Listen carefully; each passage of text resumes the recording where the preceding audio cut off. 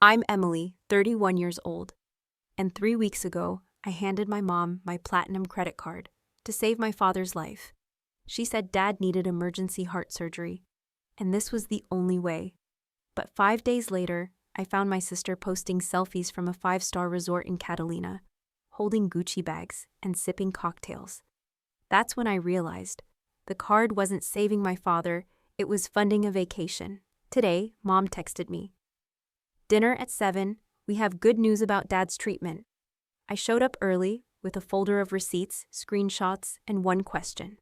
How much of my love were you willing to steal? Before I tell you what happened next, drop a comment with where you're tuning in from. And if you've ever had to choose between protecting your peace and protecting your family, hit like and subscribe. You're not alone. To truly understand what happened, we have to go back, way back. You see, I've always been the responsible one in my family. That's Emily. My older sister, Valerie, was always the dreamer, or maybe, if I'm being honest, the indulger. And our parents, Arthur and Clara Peterson, well, they were the architects of this whole dynamic, often unknowingly. My dad, Arthur, was a high school history teacher in our hometown of Maple Creek, Michigan, for over 30 years. He had this quiet, unwavering integrity that was almost a superpower. He taught history, but he lived by the lessons of honesty and fiscal responsibility. Every Sunday morning, without fail, he'd sit with me at our old oak kitchen table, not to review history dates, but to explain the history of money.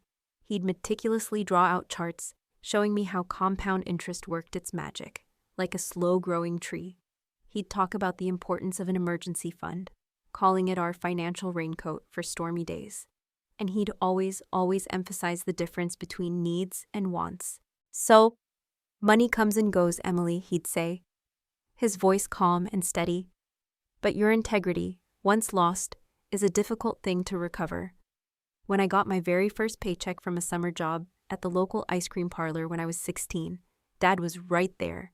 He helped me open a savings account, and the first thing he taught me was to save 20% of every single dollar I earned. No exceptions. It felt like a ritual, a sacred duty, and it stuck. That habit became the bedrock of my financial life. My mom, Clara, was different. Her relationship with money was, to put it mildly, complicated. She grew up in what she always called relative poverty, though I think she meant absolute deprivation compared to her childhood friends. That experience, I now understand, fueled an almost insatiable obsession with appearances. Our house always had to have the newest furniture, even if it meant multiple credit cards were maxed out to get it. She leased a new car every 2 years, always a luxury sedan, to keep up with the whites, as Dad would sigh. His sighs were almost a language unto themselves, a quiet commentary on Mom's financial acrobatics. One time, when I was in high school, I stumbled upon a stack of unopened mail addressed to Dad. Curiosity, or maybe a growing sense of unease, made me open one. It was a credit card statement, in Dad's name, for over $15,000. He knew nothing about it, nothing. The color drained from my face when I saw it. It was a secret account, opened in his name, without his knowledge or consent. When I showed him, his reaction wasn't explosive, but a quiet, profound devastation. He confronted Mom, and she tearfully promised to attend financial counseling. Dad, being Dad, forgave her. He always chose peace, often at his own expense. But I noticed the pattern continued, just more discreetly, more cunningly. The new furniture still appeared, the luxury car leases continued, just with more hushed conversations and hidden bills. Then there was Valerie, my sister, 3 years older than me, 25 now. She majored in communications at a ridiculously expensive private college that practically swallowed our parents' retirement savings whole, only to drop out in her senior year. Her reason? I just wasn't feeling it anymore. Not feeling it. That phrase still echoes in my mind. A perfect summary of Valerie's approach to anything that required sustained effort. Since then, she'd pretty much lived in our parents' basement, occasionally mentioning vague business ideas that never, ever materialized. Valerie was, without question, Mom's favorite. They shared the same love for luxury, the same obsession with appearances. Growing up, Valerie would constantly borrow my clothes without asking, returning them stained or, more often, inexplicably damaged. When I complained to our parents, Mom would say I was being selfish, that I should share with my sister, that I was making a mountain out of a molehill. Dad would try to mediate, usually unsuccessfully, caught between my righteous indignation and Mom's unwavering favoritism. It taught me, very early on, that fairness wasn't a concept that applied equally to all of us. The family's financial situation had been deteriorating for years. Dad's teaching pension, while steady, wasn't substantial enough to support Mom's spending habits, especially with Valerie's continued dependence. Mom's sporadic work as a real estate agent wasn't bringing in consistent income. Their retirement savings had been severely depleted by poor investment choices Mom had made without consulting Dad. And of course, the ongoing cost of Valerie's unfinished education. I knew they were struggling, but I didn't realize how truly dire it was until Dad's diagnosis. It happened suddenly, brutally. Dad had been experiencing shortness of breath for weeks, but he just dismissed it as getting older or a touch of the flu. He'd always been so resilient, so steadfast. But then one afternoon, he nearly collapsed while mowing the lawn. That's what finally convinced Mom to take him to the doctor. The diagnosis was a punch to the gut: severe mitral valve stenosis, complicated by an irregular heartbeat. In layman's terms, his heart valve was severely narrowed, making it incredibly hard for blood to flow, and his heart was beating erratically. He needed a specialized procedure, and it wasn't fully covered by their insurance. The cardiologist, Dr. Mitchell, recommended a particular specialist in Lakeside City, Dr. Evelyn Reed, who had pioneering techniques and an incredible success rate. But Dr. Reed didn't accept their insurance plan. The estimated cost for everything, the consultations, the procedure itself, the hospital stay, the recovery, would be around $85,000. 3 weeks ago, Mom showed up at my apartment in Lakeside City, unannounced. Her eyes were red-rimmed and swollen from crying, and she clutched a thick folder full of medical paperwork, her knuckles white. She looked utterly defeated, a sight I rarely saw. "Emily, I don't know what to do," she sobbed as I led her to my sofa and made her a calming cup of chamomile tea. The doctor, she explained, said if Dad didn't get this procedure within the next month, he could... She couldn't finish the sentence. Her voice trailed off into a choked sob. I sat beside her, scanning the medical documents with growing concern. My heart ached for Dad. He was my rock, my moral compass. "Have you checked if there are other specialists who accept your insurance?" I asked, trying to remain pragmatic despite the emotional weight in the room. "We've tried everything," she insisted, shaking her head. "This Dr. Reed is the only one with the success rate your father needs for his particular condition. It's his only chance, Emily." She placed her hand on mine, her grip desperate. "Emily, I hate to ask this truly, but is there any way you could help, just temporarily? We've applied for a medical loan, but it won't come through for at least 2 months." I hesitated. Memories of previous broken promises, of past financial manipulations, flashed through my mind. When I was saving for my first apartment down payment, Mom had borrowed $3,000 for what she called essential house repairs. Those repairs turned out to be a lavish kitchen renovation they couldn't afford, a project Mom had initiated on a whim. It took over a year to get that money back, and only after multiple, incredibly uncomfortable conversations. Each time she'd promised, "Just until the loan comes through, or I swear we'll pay back every penny." And each time it was a battle. "I don't have that kind of cash available, Mom," I said honestly, my voice careful. I didn't, not liquid, not without liquidating my emergency fund or retirement savings, which I wasn't prepared to do for what felt like another one of Mom's impulsive, ill-conceived schemes. "What about your platinum card?" Her eyes brightened, a spark of desperate hope flickering. "The one you mentioned has a high limit? Just until the loan comes through, I swear. We'll pay back every penny." I walked to my bedroom, the heavy silence of the living room following me. I sat on the edge of my bed, staring at the sleek, metallic platinum card in my wallet. This was different, I told myself. This wasn't for Mom's impulsive spending or Valerie's latest whim. This was for Dad. This was quite literally life or death. My dad, my wonderful, honest, selfless dad. When I returned to the living room, I held out the card. My resolve hardened. "This is only for Dad's medical expenses," I said firmly, my voice leaving no room for misinterpretation. "I need receipts for everything, every single charge." "Of course, sweetheart," Mom said, clutching the card like a lifeline. The desperation in her eyes was replaced by a surge of relief, almost gratitude. I'll keep track of every dollar. Thank you, Emily. Thank you for saving your father. She hugged me tightly, so tightly it almost hurt. And despite all my reservations, all the flashing red flags, I felt a flicker of warmth, a brief sense of purpose. I was helping Dad when he needed it most. That feeling, however fleeting, was powerful. As she was leaving, I added, Mom, remember, the card has a high limit, but I transfer money to it only when needed for specific purchases. Call me before any charges so I can move funds accordingly. It was my long-standing security measure, a habit developed after my identity was nearly stolen in college. That incident had left me paranoid about financial security. I never kept more than a minimal balance on any of my cards, transferring money only for the exact amount of an upcoming purchase. It was a tedious habit, but it had served me well. Don't worry, we'll coordinate everything, she promised, wiping away tears of what seemed like genuine gratitude. You're such a blessing, Emily. I watched her drive away, the taillights of her luxury sedan disappearing down the street, leaving me with a mixture of hope and unease.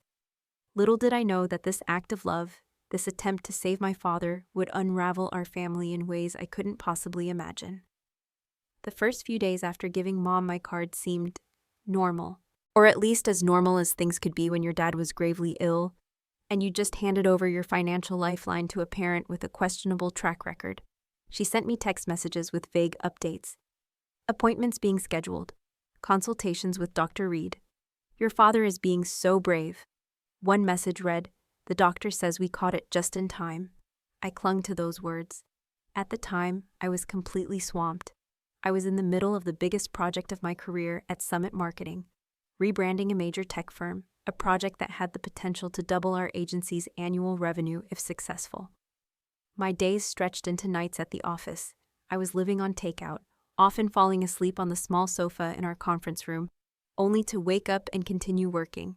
I barely had time to check my personal emails, let alone visit my parents, who lived an hour away in Maple Creek. On the 5th day after giving Mom my card, I finally managed to call Dad during a brief lunch break. How are you feeling, Dad? I asked, trying to sound cheerful. Mom says the new doctor is optimistic. There was a pause on the line, a beat of silence that felt too long. What new doctor, Em? He asked, his voice tinged with confusion. I've only seen Dr. Mitchell, same as always. My stomach tightened, a cold knot forming in my gut.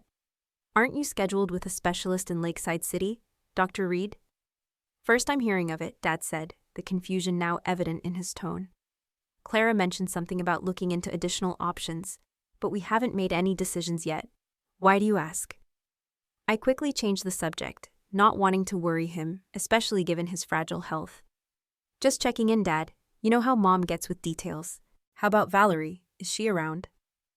Oh, she mentioned something about a trip with friends, he replied, a faint sound of a television in the background. To be honest, I haven't seen much of either of them lately.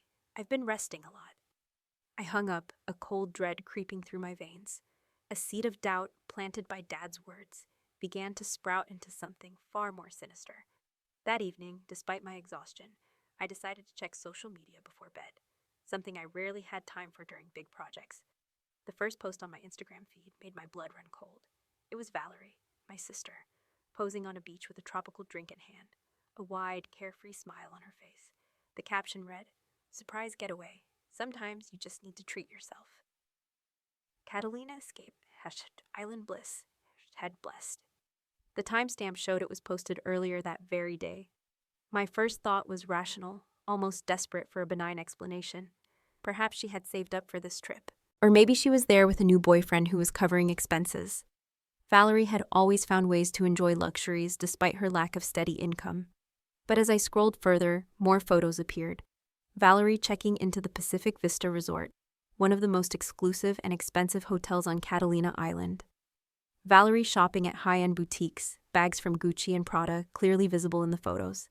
Valerie dining at a restaurant I recognized from a travel magazine as having $200 tasting menus. My heart raced, a frantic drumbeat against my ribs. I called my mother, straight to voicemail. I tried again, same result. I texted, "Need to talk about Dad's treatment, call me ASAP." No response came that night. The silence was deafening, suffocating. The next morning, the knot in my stomach had tightened to a painful cramp. I called Dad again.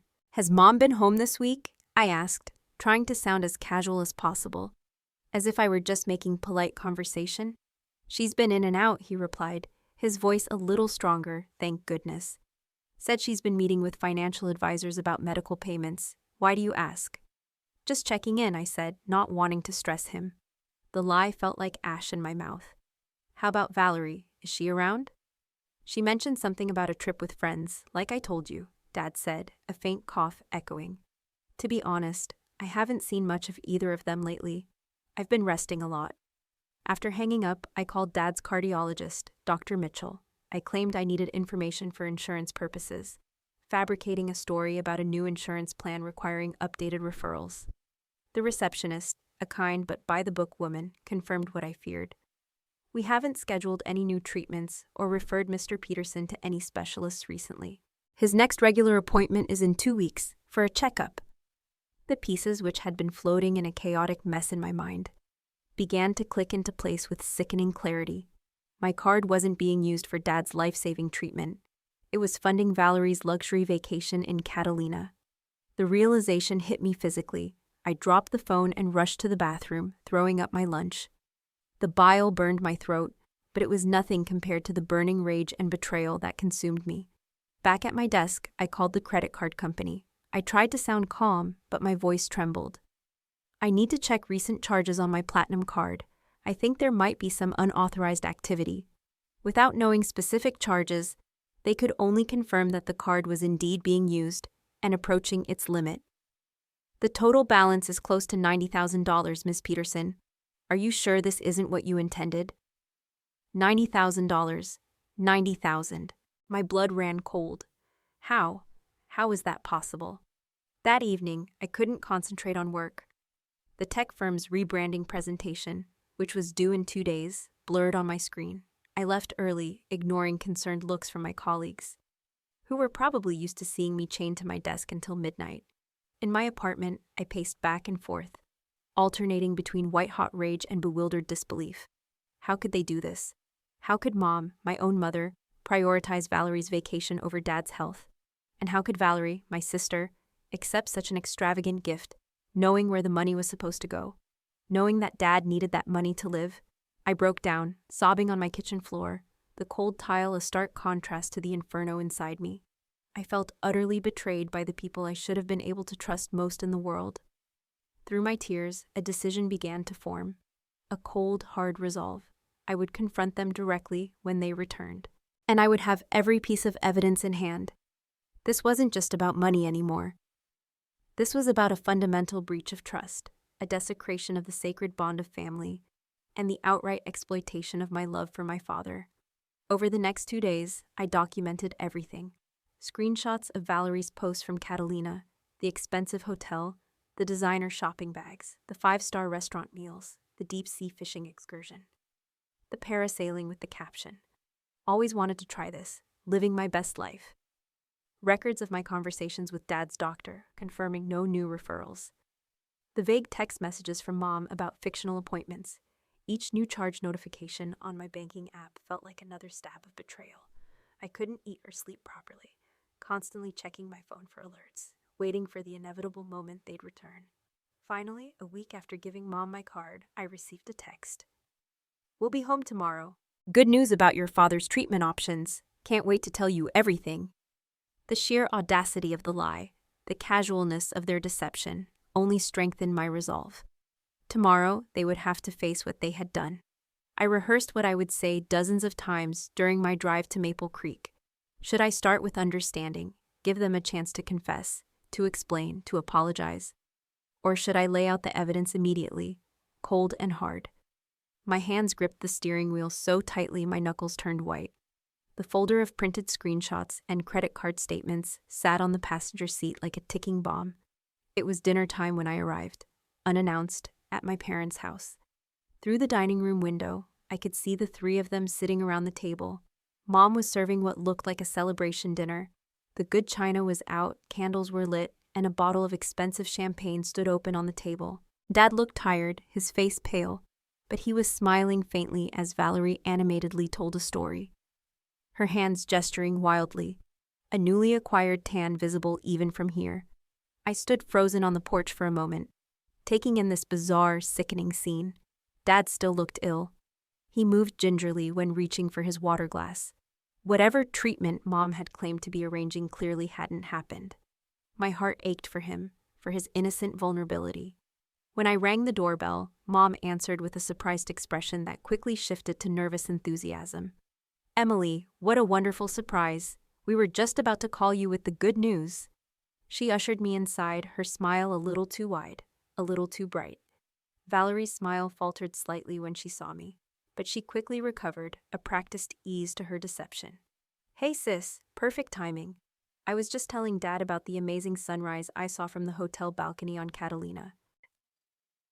Dad looked genuinely happy to see me, a flicker of genuine warmth in his tired eyes. "Emily, you shouldn't work so hard. You look exhausted. Come sit down and have some dinner."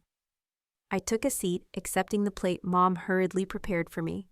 The tension inside me was building, a coil winding tighter and tighter, but I decided to play along temporarily, curious how far they would take this charade.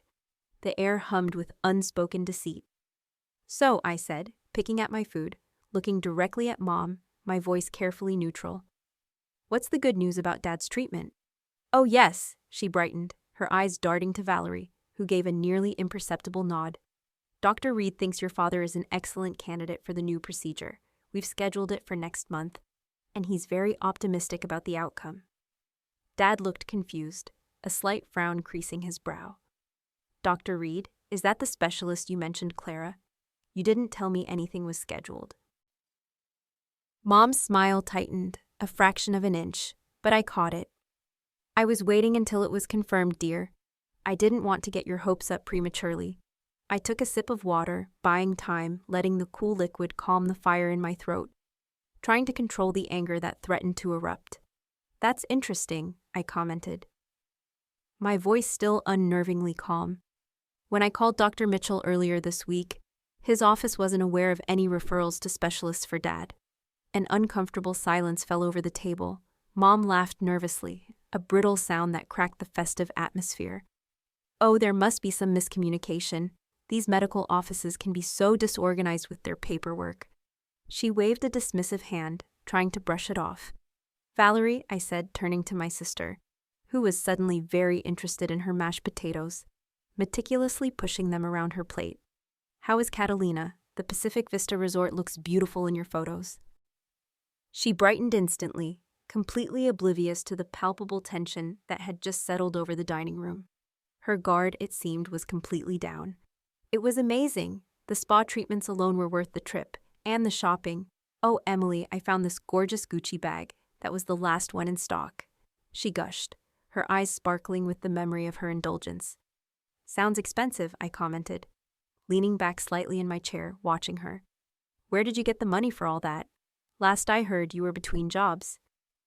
Valerie exchanged a quick glance with Mom, who gave a slight, almost imperceptible nod. A silent agreement, a signal to proceed with the prepared narrative. "Well," Valerie said, a smirk playing on her lips, a hint of smugness in her tone, "I was going to tell you eventually. Mom thought it would be better coming from me." She reached for her wine glass, taking a deliberate sip. "I used your credit card. But don't worry, I only used around $90,000. There's still plenty of limit left for Dad's procedure." The casual way she admitted to stealing from me, the implied assumption that I would be okay with it, that it was just a minor detail, left me momentarily speechless. $90,000. Only $90,000. My jaw tightened. Dad's fork clattered onto his plate, the sound echoing in the sudden profound silence that followed Valerie's confession. "You did what?" he asked, his voice quiet, disbelieving, looking between Valerie and Mom. His face, already pale, seemed to drain of all color. Mom jumped in quickly, her voice a rush, a torrent of carefully constructed excuses. "Now, Arthur, don't get upset. It's not good for your heart. Emily agreed to help with medical expenses, and we will use the card for that too.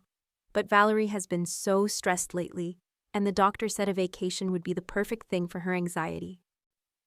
"What doctor?" I asked, my voice dangerously quiet, the calm before the storm. Every nerve in my body was screaming. "Dr. Davies, my therapist." Valerie said defensively, crossing her arms. He said I was on the verge of a breakdown from the pressure of figuring out my career path. I needed this, Emily. That was it. The breaking point. I opened my folder, the crinkle of paper loud in the tense silence, and placed Valerie's Instagram posts, blown up into full-page printouts, on the table. The vibrant, sickening images of Valerie on a pristine beach, shopping with designer bags, parasailing, dining at extravagant restaurants, all of it laid bare. So, I said, my voice rising, no longer calm, no longer controlled, the carefully constructed facade finally cracking. Instead of using my card for Dad's life-saving treatment, as promised, you took my sister on a luxury vacation to Catalina Island? Now, Emily, Mom said, her voice dropping into her placating, manipulative tone, the one she used when she wanted to make me feel irrational. You're making it sound so black and white. We'll use the rest for your father later. The medical loan is still being processed. And Valerie really needed this break. You have a stable job and a good income. Can't you be happy for your sister? Dad was no longer looking at Mom. His eyes were scanning the printed photos, his expression changing from confusion to profound hurt, then to a simmering anger I rarely saw on his gentle face. Clara, he said, his voice barely above a whisper, you told me you were arranging medical consultations these past days. Were you actually in Catalina with Valerie? I was handling both, Mom insisted, her voice rising in pitch, a desperate edge to it. I was making calls about your treatment while Valerie enjoyed the resort. It was multitasking. The situation was escalating quickly. Mom, sensing her control slipping, pulled out her phone and called her sister, my Aunt Susan, who lived nearby, apparently hoping for reinforcement. Aunt Susan arrived within 15 minutes, walking into a palpable tension that hummed in the air. When Aunt Susan heard what happened, her reaction surprised me.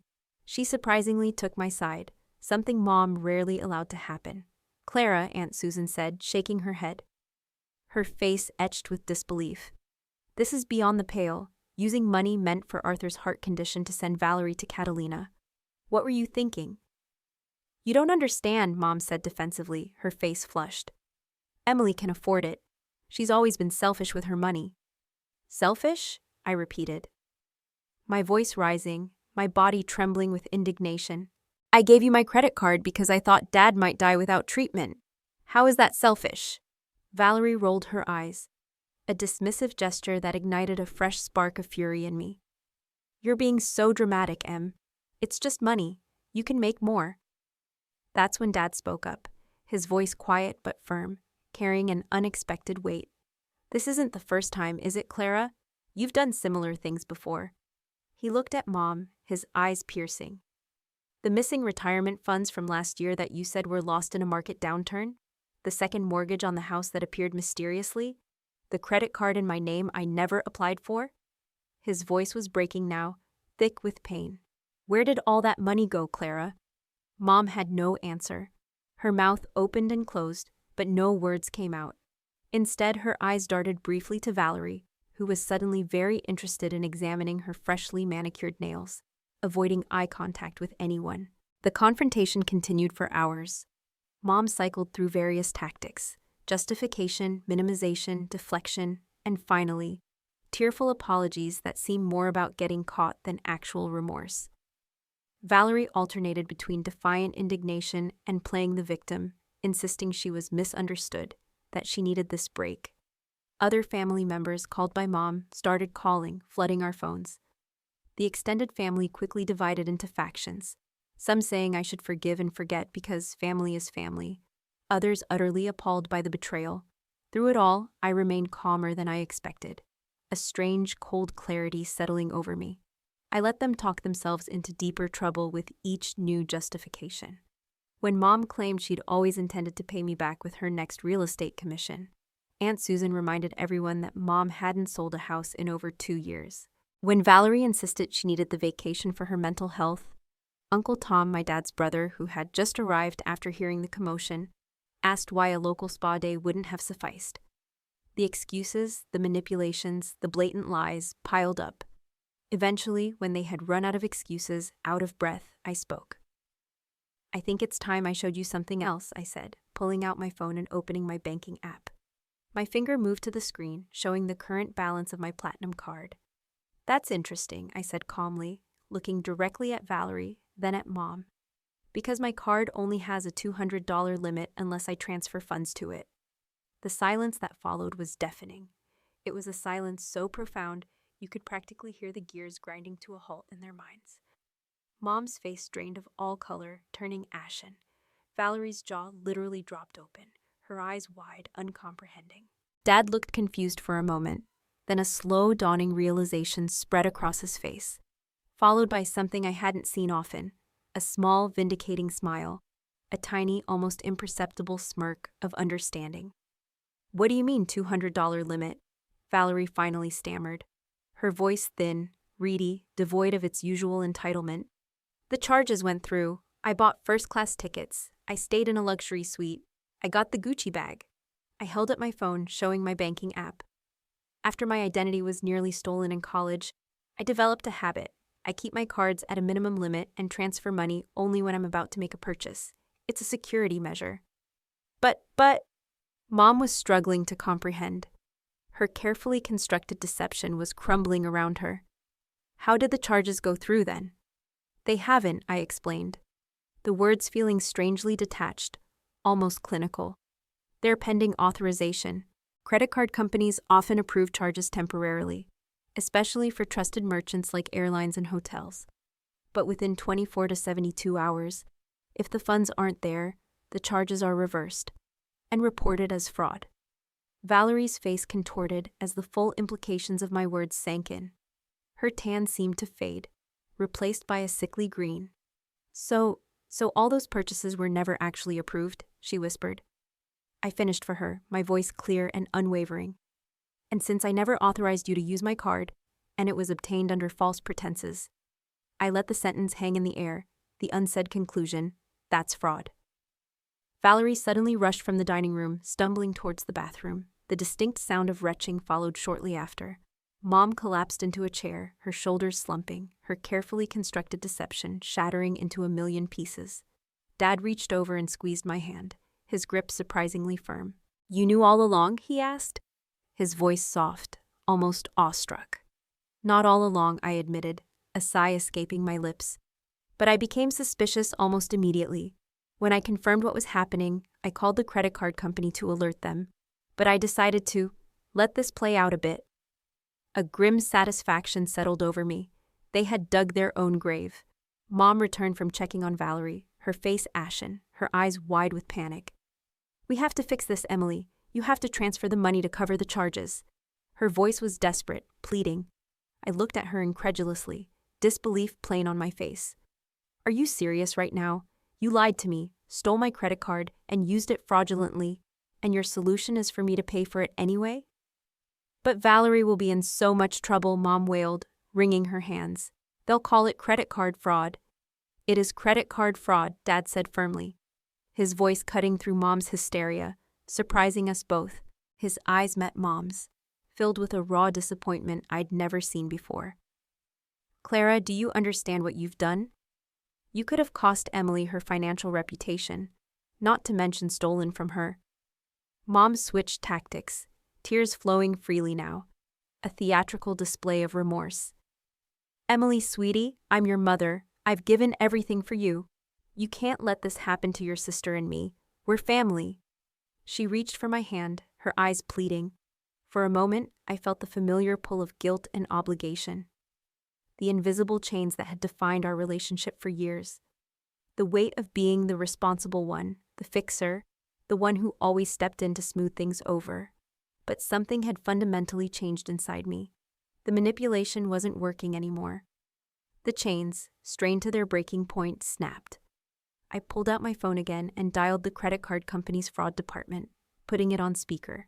Mom lunged for the phone, her hand outstretched.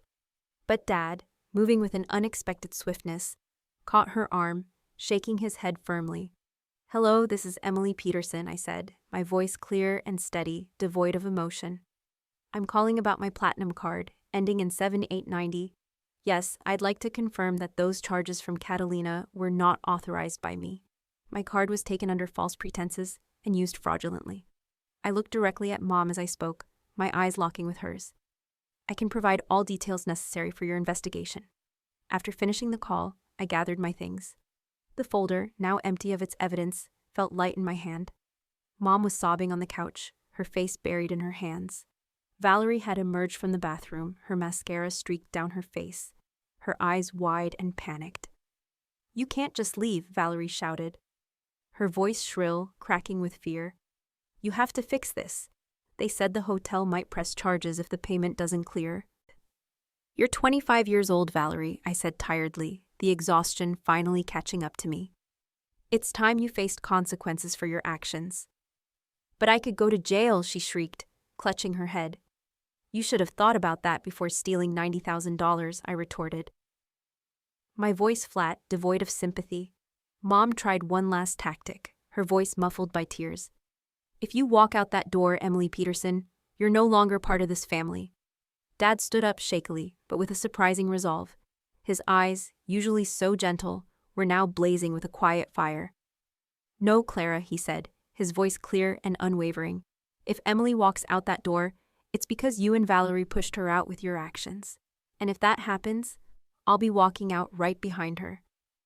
I left the house with those words hanging in the air, echoing in the profound silence of my heart. Dad's support, his unexpected rock-solid validation, gave me a strength I didn't know I needed. The drive back to my apartment in Lakeside City was a blur of emotions, relief at having confronted them, vindication that the fraud wouldn't impact my finances, but also a deep, aching grief for the family relationships that might never be the same. The betrayal felt like a gaping wound, raw and bleeding. That night, alone in my apartment, I alternated between crying, deep, guttural sobs that shook my entire body, and feeling a strange, exhilarating sense of liberation. My phone buzzed constantly with messages from Mom and Valerie, ranging from desperate apologies to thinly veiled threats about family abandonment, about how I was destroying everything. I silenced the notifications, tossing my phone across the room, and tried to sleep, but sleep wouldn't come easily. Around midnight, my phone rang with Dad's specific ringtone. I answered immediately, my heart pounding, worried about his health. "Dad, are you okay?" "I'm fine," he said, his voice tired but clear, a new kind of calm resonating within it. "Physically, at least. I just wanted you to know that I'm proud of you, Emily. What you did today took courage, more courage than I've had in a long time." His words, gentle yet firm, unleashed fresh tears, but these were tears of relief, of a profound gratitude. "I didn't want it to be this way," I whispered, my voice choked with emotion. "I know, sweetheart. Neither did I," he replied, a long sigh escaping him. "But sometimes the truth needs to come out for healing to begin. What Clara and Valerie did was wrong, and they need to understand that. I see so much more clearly now." We talked for nearly an hour, Dad sharing his own raw realizations about the patterns of behavior he had enabled over the years, the peace he had prioritized over truth, the blindness he had allowed himself to suffer. He admitted his own complicity, his own regrets. Before hanging up, he promised to see his doctor about legitimate treatment options that their insurance would cover, and that he would seek a second opinion from Dr. Mitchell about Dr. Reed if needed. "I love you, Emily," he said, his voice thick with emotion. "Never doubt that." "I love you too, Dad." After we hung up, I finally fell into the first truly peaceful sleep I'd had in weeks, a deep restorative slumber, knowing that whatever happened next, whatever storm was brewing, I had done the right thing, and I had my dad's support. That was enough. The credit card company's investigation began immediately. A fraud specialist named Marcus contacted me the very next day for a detailed statement. I provided everything, the text messages from Mom about Dad's fictional medical treatment, the meticulously documented screenshots of Valerie's Instagram posts, a precise timeline of events from the moment I handed over the card to their return. "Unfortunately, Ms. Peterson, this happens more often than you might think," Marcus told me, his voice professional yet empathetic. "Family fraud is actually quite common, and it's usually the hardest for victims to report, let alone pursue." "Will charges be pressed automatically?" I asked, still conflicted about the potential legal consequences for my sister and mother. Despite everything, the idea of them facing jail time was a heavy weight on my conscience. "That depends on several factors," Marcus explained. The credit card company will certainly pursue recovery of any funds that were actually spent, which in your case is zero, but the merchants still process the pending authorizations for services rendered. As for criminal charges, that's typically up to the cardholder, you, whether to press charges. However, the merchants involved, especially for large purchases like the hotel and the airline tickets, may pursue their own fraud cases regardless of your decision. They suffered a loss, even if it was temporary. The reality of the situation hit Valerie hard and fast. The day after our confrontation, she called me in a panic. The hotel is saying I need to pay them $24,000 immediately, or they're calling the police. Her voice was shrill with fear, completely devoid of its usual entitlement. Emily, you have to help me. I can't, Valerie, I said, my voice firm. I don't have $24,000 to give you, and even if I did, that wouldn't solve the problem. What about all the other charges? I'm trying to return some of the things I bought, she said desperately, her voice cracking. But the stores are saying items like the Gucci bag were final sale, and I can't return the flight or the spa treatments. I felt a twinge of sympathy despite everything, a small, fleeting flicker. Valerie, I think you need to talk to a lawyer. A lawyer? I can't afford a lawyer. That's the whole problem. The irony of her statement wasn't lost on me. There are legal aid services that might be able to help, I offered, a faint glimmer of hope that she might actually start taking responsibility. But Valerie, you need to understand the seriousness of what happened here. I know, she said quickly, a hint of her old impatience returning. I made a terrible mistake, but you're my sister. You can't let me go to jail. This isn't about me letting anything happen, I stated, my voice level. This is about the choices you made. After hanging up, I received a barrage of voicemails from Mom, each one more desperate, more manipulative than the last. The first few were tearful apologies. Emily, sweetheart, I'm so sorry. I never meant for things to go this far. Please call me back so we can fix this together. By the afternoon, the tone had shifted. Emily Peterson, I am your mother, and you will not destroy this family with your stubbornness. If you don't help your sister, you'll regret it for the rest of your life. And by evening, I've spoken to your Aunt Linda, and she agrees you're being unnecessarily cruel. Family helps family, Emily. Your father is devastated by your behavior. That last claim prompted me to call Dad directly. He answered on the first ring, his voice weary. Don't believe everything your mother says, Em, he told me. I'm not devastated by your behavior. I am devastated by the situation, by her behavior, by what she chose to do. The extended family quickly divided into factions. My mother's siblings largely took her side, flooding my inbox with messages about forgiveness and family loyalty, how I was being too harsh, too unforgiving. Dad's side of the family, particularly Aunt Susan and Uncle Tom, supported my decision to report the fraud, with Aunt Susan even offering to let me stay with her if I needed space from the situation, which I gratefully accepted for a few nights to clear my head. The stress of the situation began affecting my work performance. During an important client presentation for the tech firm rebranding, I completely lost my train of thought. I stood frozen before the boardroom for what felt like an eternity, unable to utter a single word, my mind a blank. My boss, Diana, a sharp but incredibly empathetic woman, pulled me aside afterward. Emily, this isn't like you. Is everything okay? I broke down, telling her a condensed version of what was happening. To my surprise, she was incredibly supportive. Take the rest of the week off, she insisted, her voice kind but firm. This project is important, but your well-being matters more. We can reschedule the follow-up meeting. Go deal with your family. Meanwhile, Dad's health was deteriorating from the sheer emotional stress. He called to tell me he'd had a minor episode that sent him back to the hospital for observation. The doctor says the emotional strain isn't helping my condition, he admitted, his voice thin. But don't blame yourself, Emily. This isn't your fault. This is hers. But I couldn't help feeling guilty. If I hadn't exposed the fraud, would Dad be doing better? The rational part of me knew that the deception would have been revealed eventually, probably in an even more catastrophic way, but the emotional weight was still crushing. Valerie's situation worsened when she learned she might face actual criminal charges. The credit card company had referred the case to their legal department, and because of the amount involved, nearly $90,000, it was being taken very seriously. They're saying it could be grand larceny, she sobbed over the phone. I could get up to 15 years in prison, Emily. Please, you have to tell them you authorized me to use the card. I can't lie, Valerie, I said, my voice steady, though my heart ached for her fear. That would make me complicit in fraud. I would be lying to the authorities. That's a crime. But it's just a statement. Just say you changed your mind about pressing charges. It doesn't work that way. There's documented evidence that I never gave permission, and that the card was obtained under false pretenses. They have my call to the fraud department, Valerie. They know. Mom's attempts to manipulate Dad against me intensified. She convinced him to move into their bedroom downstairs because climbing stairs was becoming difficult for him. Then she limited his phone access, claiming he needed rest without disturbances. It took me 3 days to realize she was screening his calls, only letting him talk to family members who sided with her and Valerie. When I finally got through to him by calling from a different, unrecognized number, Dad sounded exhausted, his voice weaker than before. Your mother is making this very difficult, Emily, he admitted. She's convinced that if you just cooperate, everything will go back to normal. I've tried explaining that normal wasn't working for us anyway, but she doesn't want to hear it.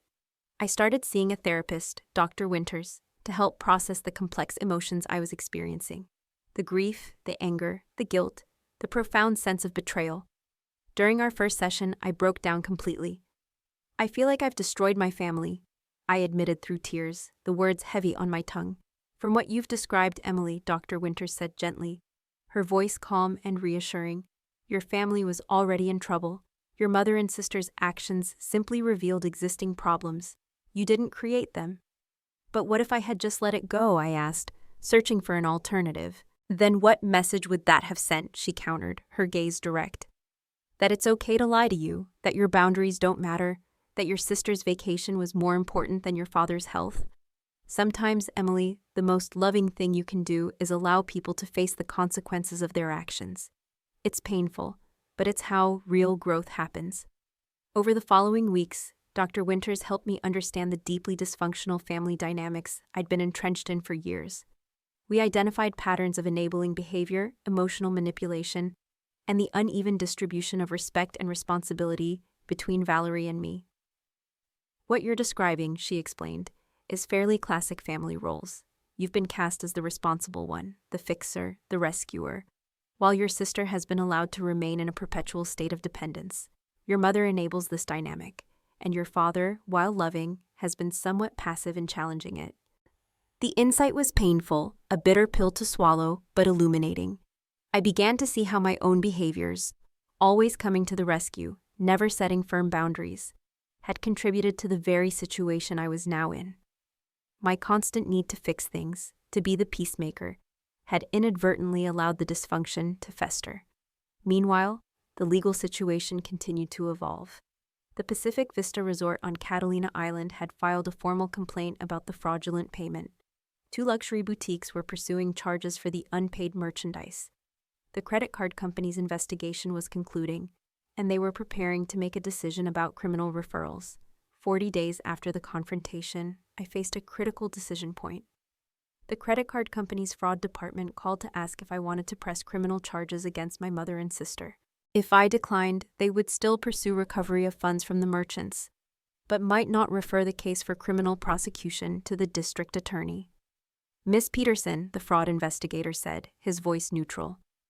This is ultimately your decision. There's no right or wrong answer here, but I should inform you that declining to press charges doesn't erase the fraud that occurred, and the merchants involved may still pursue their own legal action. They were defrauded after all. I sat in my apartment that evening, weighing the heaviest decision of my life. Could I live with myself if Valerie went to jail? Could I live with myself if I let her escape all consequences, allowing the cycle to continue? What about Mom? What about Dad's declining health? The very reason all of this started. The silence of my apartment felt oppressive, amplifying the turmoil in my mind. As I contemplated these questions, my phone rang. It was Dad. He was calling from Aunt Susan's house, where he had temporarily moved to reduce the stress at home. Emily, he said, his voice stronger than it had been in weeks, a surprising resilience in his tone. Whatever you decide tomorrow, I want you to know I support you. You've always been my rock, and I'm sorry I didn't protect you more from the patterns in our family. His words, raw with an honesty I rarely heard from him, gave me the clarity I needed to make my decision. They solidified my resolve. He was finally standing up. 3 days after my conversation with Dad, he was hospitalized again. His cardiologist, Dr. Mitchell, called me directly this time, his voice grave. "Miss Peterson, your father's condition has deteriorated significantly. The emotional stress has accelerated his symptoms, and we need to move forward with treatment immediately. The procedure we discussed earlier, the one with Dr. Reed, is now urgent. He cannot wait any longer." "What's the timeline, doctor?" I asked. My hand shaking so hard I could barely hold the phone. My heart was pounding. "Days, not weeks," he replied, his voice heavy with the implications. "And I have to be honest, without intervention, his prognosis is not good. We need to act now, Emily." I thanked the doctor and immediately called the hospital's billing department to discuss payment options for Dr. Reed's procedure. The procedure would cost approximately $68,000 after their insurance coverage. They offered a payment plan, but required a substantial down payment that I didn't have immediately available without liquidating my emergency fund and retirement account, which would incur significant penalties.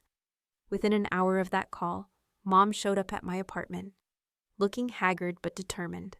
Her eyes were red-rimmed, her face pale and drawn. "I know you're still angry with me," she said, her voice thin when I reluctantly let her in. "But this is about your father now. The doctor says he needs the procedure immediately, and we need your financial help." "I'm already working with the hospital on payment options," I said, maintaining my distance, my voice cool. "But they want a large down payment right away," Mom pressed, her eyes darting away from mine, avoiding my gaze. "If you would just drop the fraud charges, Emily, we could work something out with the credit card company. Maybe they would extend your limit temporarily for a medical emergency." I stared at her in disbelief, utterly floored by her audacity. "Are you serious right now? Dad could die and you're still focused on getting Valerie out of trouble?" My voice rose, unable to contain the fury. "That's not fair," Mom protested, though her eyes still darted away. "I'm thinking about your father, but yes, I'm also thinking about your sister. She's facing criminal charges, Emily. Our family is falling apart, and you have the power to fix it." "I didn't break our family, Mom," I stated, my voice chillingly calm.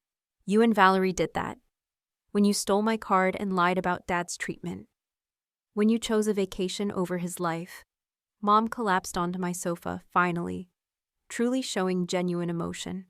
Her carefully constructed facade, built on decades of denial, finally crumbled. Her shoulders shook with deep, raw sobs. "I know what we did was wrong," she confessed, her voice thick with tears. "I've always protected Valerie too much, given her things I couldn't afford, shielded her from consequences. But I never thought it would go this far." She looked up at me, her eyes red, swollen, and filled with a despair I hadn't seen before. "I was so focused on giving Valerie the life I never had, the luxuries I always craved growing up, that I lost sight of what really matters. I'm so sorry, Emily." It was the first honest thing she'd said since this began, the first genuine crack in her armor of denial. But I remained cautious. A single moment of honesty didn't erase years of betrayal. "Dad needs treatment, Mom," I said, my voice softer now, but firm. "And I'll make sure he gets it, but I'm not going through you to do it, not anymore." I spent the next day researching every possible option for financing Dad's procedure.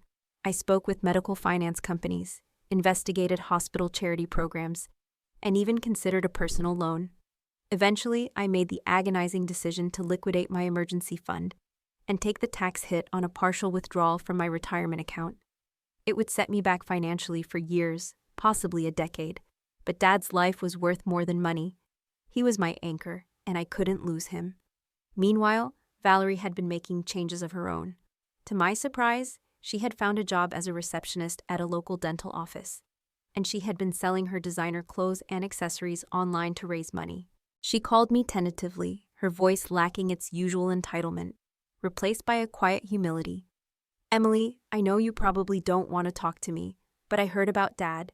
I'm trying to help." Her words caught me off guard. "Trying to help with what, Valerie?" "I've raised about $7,000 so far from selling my stuff," she said, her voice small. "It's not much compared to what I took, I know, but I want you to have it, for Dad's treatment." I was speechless for a moment.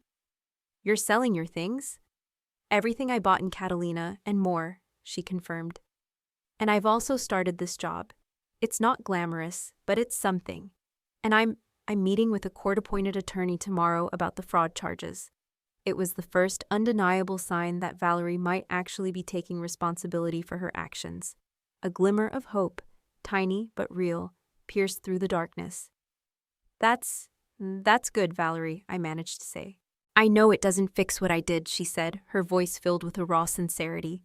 Nothing can, but I want you to know I'm trying to change. I really am. After hanging up, I felt a complex mix of emotions. Was Valerie's transformation genuine, or was this another manipulation tactic, a desperate attempt to avoid consequences? Only time would tell, but the $7,000 would certainly help with Dad's medical expenses, even if it was just a small fraction of the cost. It was a start. The next day I drove to the hospital to visit Dad. He looked frail in the hospital bed, his face pale, monitors beeping steadily around him. When he saw me, his face lit up, a soft smile spreading across his tired features. "There's my girl," he said, reaching for my hand.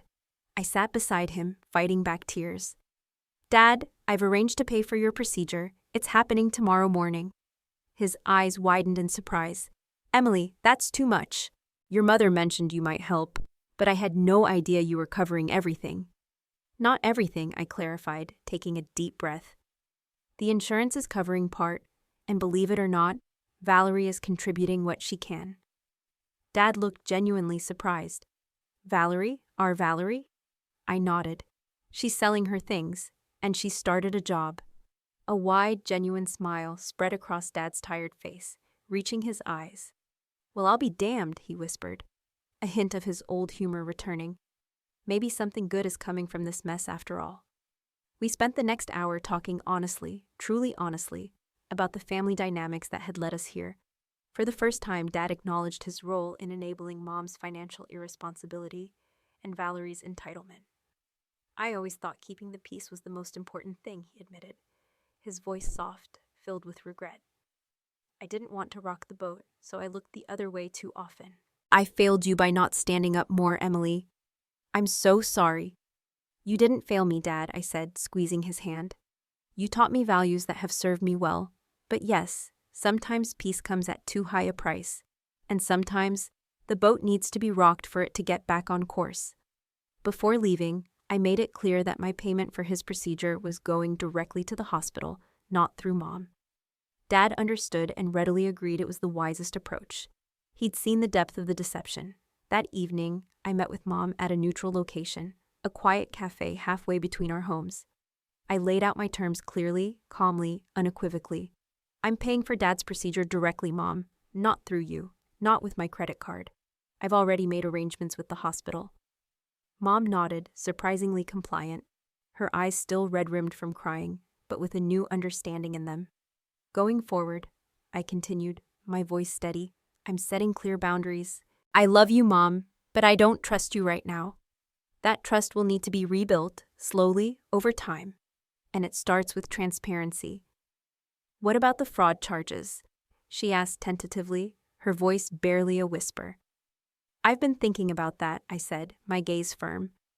"I'm willing to tell the credit card company I don't want to pursue criminal charges against you and Valerie, on several conditions." Mom leaned forward eagerly, a flicker of hope in her eyes. "First, you both take financial responsibility classes, real ones, not online seminars you can just click through. Second, Valerie continues working and establishes a payment plan for restitution for all the charges, including the ones the hotel and boutiques are pursuing.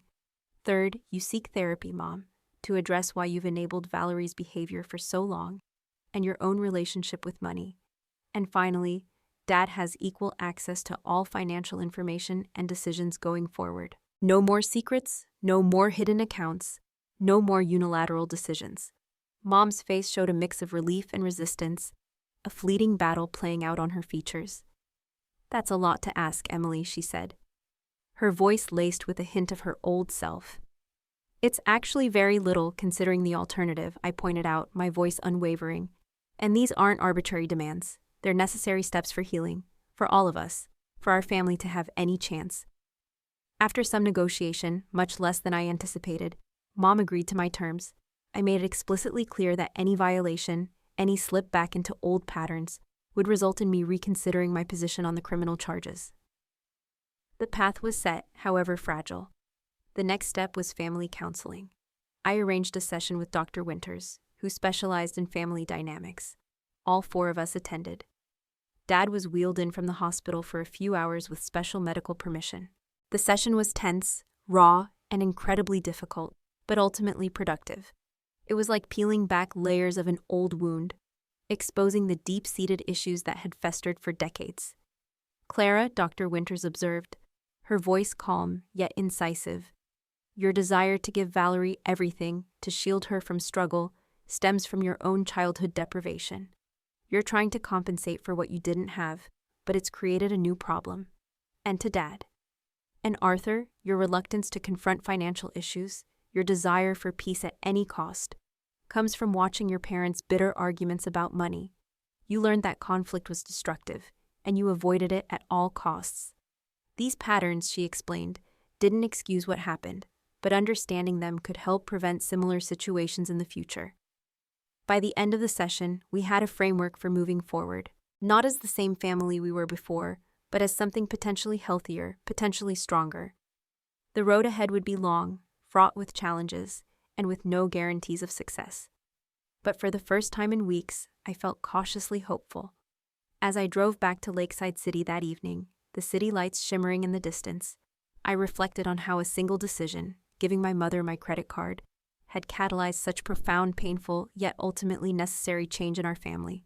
Sometimes, I realized, things need to break completely before they can be rebuilt stronger, more authentically.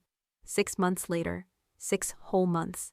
On a crisp autumn morning, I drove back to Maple Creek for our now regular Sunday family dinner. So much had changed since that explosive confrontation in the spring. It sometimes felt like I was visiting a different family altogether, a new iteration, still familiar but fundamentally altered. Dad's health had improved dramatically after his procedure. The color had returned to his face, his movements were no longer so ginger, and he could now climb the stairs without stopping to catch his breath. The doctors were optimistic about his long-term prognosis, suggesting he might even be able to teach part-time at a local community college, something he'd always wanted to do in retirement. He seemed lighter, freer, no longer burdened by the quiet anxieties he'd carried for so long. As for my own journey, the path to emotional healing had been neither straight nor easy. There were days I still felt a surge of raw anger about the betrayal, nights I lay awake questioning whether I'd done the right thing, whether I'd been too harsh, too unforgiving. Dr. Winters helped me understand that forgiveness wasn't a single decision, but a complex process that would unfold over time, a series of small, incremental choices. Forgiveness doesn't mean forgetting or removing boundaries, she explained during one session. It means releasing the expectation that the past could have been different, and not letting that past control your future. It's about freeing yourself, not excusing their actions. I'd taken her words to heart, working on forgiving my mother and sister without abandoning the healthy, firm boundaries I'd established. Those boundaries had proven crucial in rebuilding trust, slowly, incrementally, and with occasional setbacks. There were still moments, small slips, but unlike before, they were addressed immediately, openly, and without the old patterns of denial and evasion. My sister's transformation had been the most surprising, almost miraculous. Valerie had not only kept her receptionist job at the dental office, but had been promoted to office manager, a testament to her newfound dedication. She attended Debtors Anonymous meetings weekly, openly discussing her financial struggles and her need for external accountability, and she had committed to a stringent 5-year repayment plan for the fraudulent charges, an agreement worked out between her attorney, the credit card company, and the merchants involved. Because of her demonstrable commitment to restitution, the credit card company and the various luxury boutiques had agreed not to press criminal charges. It wasn't full forgiveness, but it was a path forward. I've been thinking about going back to school, Valerie told me during one of our now monthly coffee dates, which had become surprisingly pleasant, just part-time to finish my degree, but I'm paying for it myself this time, every single dollar. The pride in her voice was something I'd never heard before. Pride in earning something, in building something, rather than simply being given it or acquiring it through deceptive means. She was still Valerie, occasionally dramatic and fashion-obsessed, but she was growing into a version of herself that could stand on her own 2 feet, a woman with a nascent sense of integrity. Mom's journey had been more complicated. Old habits died hard, and there had been several instances where she'd slipped back into enabling behaviors or financial secrecy. But unlike before, these incidents were addressed immediately in our family sessions, and later through direct, honest conversations. Dad no longer looked the other way, and I no longer stepped in to fix everything. The most significant change came when Mom started attending therapy to address her own childhood experiences with poverty and her resulting dysfunctional relationship with money. She'd grown up in a household where appearances mattered more than financial stability, where her own mother had hidden bills from her father and prioritized status symbols over necessities. I never realized how much I was repeating my mother's patterns, Mom admitted during a particularly breakthrough family session, tears streaming down her face. But this time, they were tears of genuine insight and self-awareness. I was so determined Valerie wouldn't feel the deprivation I felt growing up that I created a whole new set of problems. I thought I was protecting her, giving her everything, but I was actually just enabling her to become just like me, and that's terrifying. It was an honest, painful admission, but it was progress, real, tangible progress. My own relationship with money had evolved as well. The financial setback of paying for Dad's procedure had forced me to rebuild my savings from scratch. I'd created a more stringent budget, picked up freelance marketing projects on weekends, and worked harder than ever. But strangely, I felt more at peace with my finances than ever before. Money was just money, a tool, not a measure of my worth or love. It was a means to an end, a way to build security and help those I truly cared about. This newfound perspective, this sense of financial liberation, inspired me to start teaching financial literacy classes at a local community center once a month. I shared basic principles of budgeting, credit management, and saving with whoever showed up. Sometimes just 3 or 4 people, other times a packed room of 20.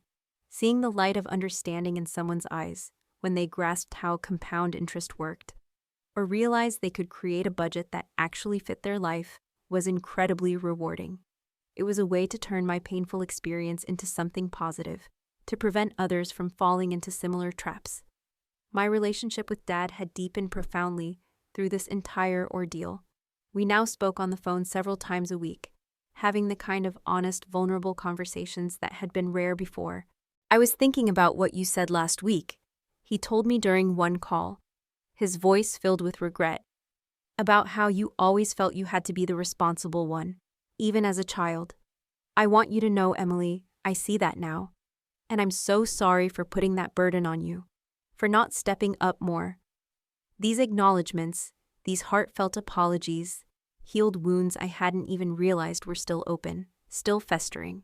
As I pulled into my parents' driveway for dinner that crisp autumn day, I noticed Valerie's car already there. No longer the luxury model she leased beyond her means, but a sensible, pre-owned sedan. She was proud to have saved for it and purchased it outright. Inside, the dynamics were noticeably different from the family gatherings of the past. Mom and Valerie were preparing dinner together in the kitchen, a surprising sight. Mom was actually listening to Valerie talk about her job challenges, genuinely engaged, rather than steering the conversation toward appearances or status. Dad sat at the kitchen table, openly reviewing their monthly budget on his laptop, something that would have been unthinkable before. Financial transparency. It was a miracle. "Emily." Dad stood to embrace me, a genuine smile on his face. He looked healthier, happier. "Perfect timing. I was just showing your mother how much we've saved since implementing your envelope system." Mom smiled, somewhat sheepishly, but with a hint of genuine pride. "It's working better than I expected, Emily. We've paid off 2 credit cards already. It's actually kind of empowering." As we sat down to dinner, the conversation flowed naturally between everyday topics and deeper reflections. When Valerie mentioned she'd made another payment toward her restitution plan, everyone acknowledged it positively, without dwelling on the painful past that had necessitated it. It wasn't forgotten, but it wasn't the focal point. It was part of her journey, and we were all, in our own ways, on a journey too. After dinner, Dad pulled me aside while Mom and Valerie cleared the table. He clasped my hand, his grip firm. "I want you to know something, Emily," he said, his voice low but clear, filled with a profound truth. "That day, when you refused to cover up what happened, when you exposed the truth, it was one of the hardest days of my life, the hardest, but also one of the most important. You broke a cycle, Emily, a cycle that's probably been in this family for generations." His words brought fresh tears to my eyes, but they were tears of release, not sadness. "I was so afraid I was destroying our family, Dad," I confessed, the old fear still lingering, a phantom pain. "You saved it," he said simply, his eyes shining with pride. "Not in the way any of us expected, not in the way you planned, but you did. You showed us the truth, and you forced us to finally face it." Later that evening, as I drove back to Lakeside City, the familiar skyline appearing on the horizon, I reflected on the unexpected path my life had taken. A year ago, I never could have imagined that an act of financial betrayal, a catastrophic breach of trust, would ultimately lead to greater authenticity, greater transparency, and a deeper, more profound healing within my family. The experience had taught me that true love sometimes means allowing people to face the consequences of their actions, even when those consequences are painful, and that boundaries aren't walls that separate us, but rather structures that allow relationships to grow safely, securely, and with genuine respect. The journey wasn't over. Trust was still being rebuilt, brick by painful brick. New patterns of interaction were still being established, and there would inevitably be missteps along the way. But for the first time in my adult life, I felt like we were functioning as a real family, truly connected, rather than just playing assigned roles in a long-running dysfunctional drama. So what would I say to someone facing a similar situation? If you're out there feeling the crushing weight of family betrayal, or finding yourself always being the responsible one, always the fixer, always the rescuer, always shouldering burdens that aren't yours, hear this. The path of truth and boundaries is rarely the easiest one, especially initially. It's messy, it's painful, it's uncomfortable, but it is unequivocally the only route to authentic relationships, to true freedom. Sometimes the greatest act of love you can offer, for yourself and for those you care about, is refusing to enable harmful behavior, even when doing so brings short-term pain. If you've ever faced family betrayal or found yourself trapped in the role of the perpetual fixer, I hope my story gives you courage. Setting boundaries isn't selfish. It's necessary for healthy relationships. And forgiveness doesn't mean allowing yourself to be hurt again. It means freeing yourself from the weight of resentment while maintaining the wisdom that experience has taught you. It's about protecting your peace. I'd love to hear your stories in the comments below. Have you ever had to make a difficult decision that ultimately strengthened your family, even if it felt like it was tearing you apart? How do you balance forgiveness with healthy boundaries in your own life? Let me know your thoughts. Don't forget to like this video if it resonated with you. Subscribe for more real-life stories and insights, and share it with someone who might need to hear that they're not alone in their family struggles. Thank you for listening to my journey. And remember, sometimes the most painful endings lead to the most beautiful beginnings.